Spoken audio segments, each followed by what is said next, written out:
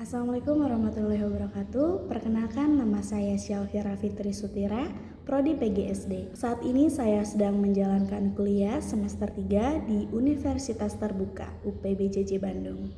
Dalam video ini saya akan menjelaskan proses lahirnya Pancasila, BPUPK, Piagam Jakarta, dan PPKI. Yang pertama, saya akan menjelaskan peristiwa penting sidang BPUPKI atau Badan Penyelidik Usaha Persiapan Kemerdekaan Indonesia. Peristiwa penting dalam pembentukan BPUPK didirikan oleh Jepang pada 1 Maret tahun 1945 dan dilantik pada tanggal 28 Mei tahun 1945 bertujuan untuk mempersiapkan kemerdekaan Indonesia.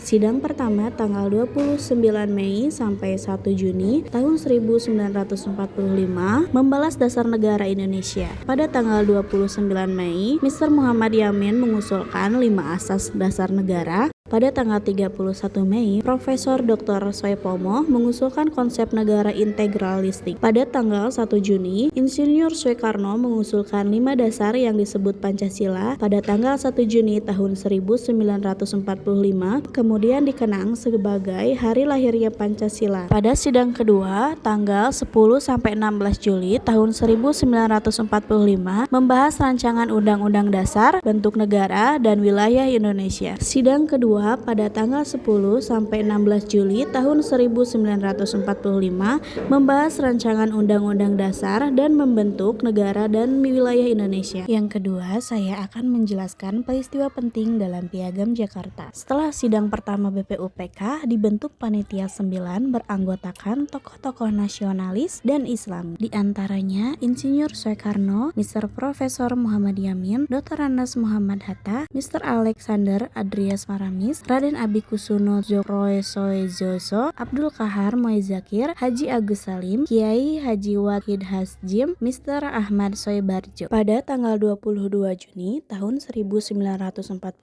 Panitia 9 menghasilkan Piagam Jakarta atau Jakarta Charter, rumusan kompromi antara kelompok nasionalis dan Islam mengenai dasar negara. Dalam Piagam Jakarta, sila pertama berbunyi ketuhanan dengan kewajiban menjalankan syariat Islam bagi pemeluknya. Piagam Jakarta menjadi rumusan awal pembukaan Undang-Undang Dasar tahun 1945 dan cikal bakal Pancasila. Dan terakhir, saya akan menjelaskan peristiwa penting sidang PPKI atau Panitia Persiapan Kemerdekaan Indonesia. PPKI dibentuk pada 7 Agustus tahun 1945 menggantikan BPUPKI bertugas melanjutkan persiapan kemerdekaan. Setelah proklamasi kemerdekaan Indonesia tanggal 17 Agustus tahun 1945, PPKI bersidang pada tanggal 18 Agustus tahun 1945 dan menghasilkan keputusan penting. Keputusan penting ini yang pertama mengesahkan Undang-Undang Dasar tahun 1945 sebagai konstitusi negara dengan perubahan sila pertama menjadi ketuhanan yang Maha Esa atau menghapus 7 kata dari Piagam Jakarta demi kepersatuan bangsa, membentuk Komite Nasional Indonesia Pusat atau KNIP sebagai lembaga legislatif sementara. Nilai-nilai Pancasila yang tercermin dalam BPUPKI yaitu nilai ketuhanan kemanusiaan, nilai persatuan, nilai kerakyatan atau demokrasi, musyawarah dan menghormati pendapat. Nilai-nilai Pancasila yang tercermin dalam Piagam Jakarta itu nilai persatuan Indonesia, semangat persatuan dan toleransi, nilai kemanusiaan dan keadilan sosial, nilai ketuhanan yang Maha Esa. Nilai-nilai Pancasila yang tercermin dalam PPKI yaitu nilai persatuan Indonesia, pengorbanan dan toleransi, nilai kerakyatan, musyawarah mufakat, nilai keadilan sosial atau mewujudkan kesejahteraan bersama seluruh rakyat Indonesia.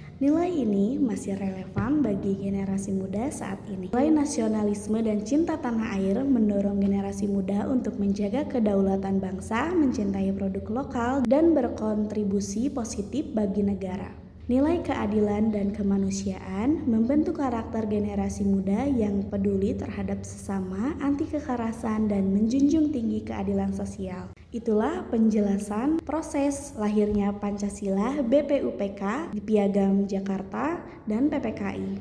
Terima kasih atas perhatiannya. Mohon maaf bila ada kesalahan kata atau kekurangan. Wassalamualaikum warahmatullahi wabarakatuh.